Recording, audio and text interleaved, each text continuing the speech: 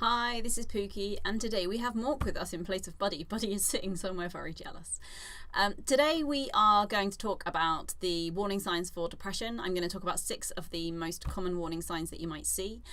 You won't necessarily see all of these warning signs, and you might see others besides, but these are some of the most common ones that you might see. And if you're seeing a few of these over a period of time, they're really beginning to impact on how someone is participating in their life, then we should become concerned and think about having the conversation with them about whether or not we can do something to support.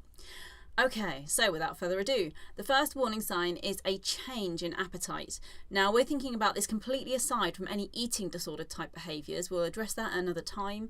And we do often find that eating disorders and depression are comorbid, so that means that you might have both at the same time. But even with straight depression, we often find a disturbance in eating patterns. So somebody might be eating more or eating less, just kind of completely losing their appetite or sort of turning to food for comfort. Yeah, so a change in their appetite and over time then potentially a change in their weight as a result of that. Number 2 is a change in patterns of sleep. Now, depression wreaks havoc with our sleep. It might make us sleep more, it might make us sleep less, it might make it hard to get to sleep at night, it might make it hard to stay asleep, it might mean that we want to sleep for 23 hours of the day, it might mean that we barely sleep at all. It often, whether we're sleeping too much or too little, often leaves us very, very tired. And that takes us to warning sign number 3, which is a kind of lack of energy.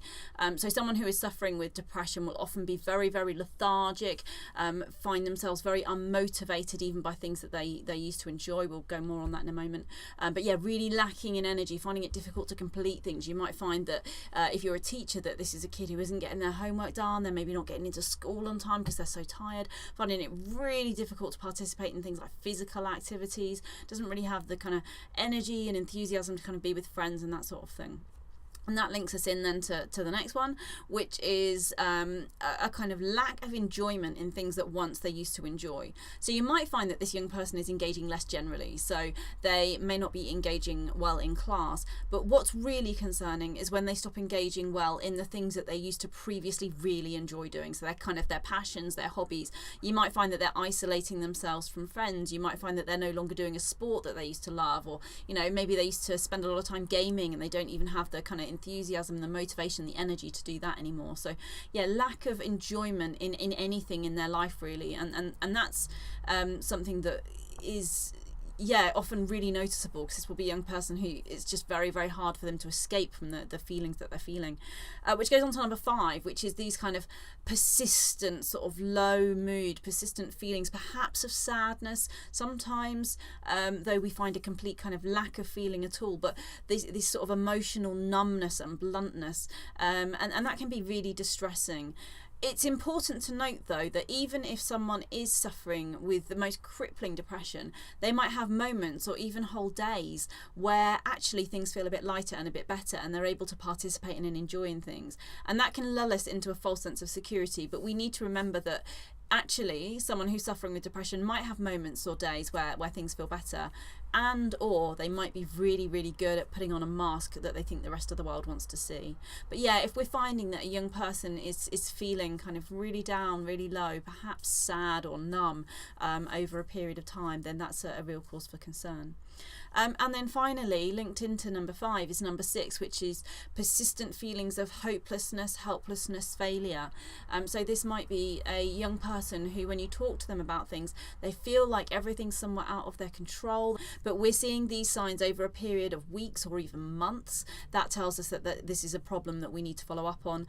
And the other thing is the impact, the level of impact this is having on this young person's life. So when it's really stopping them doing things that they used to do and enjoy, or it is stopping them from achieving in the way that they used to achieve, stopping them spending time with friends or family. So really having an impact on their day-to-day life. So longevity over time and impact on their life day to day.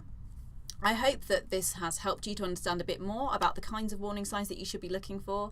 If you are worried about a young person and you're not quite sure how to start the conversation, then watch my other video. I'll try and put a little card thing up here somewhere or here, which is about how to have that discussion when you're worried about someone's mental health.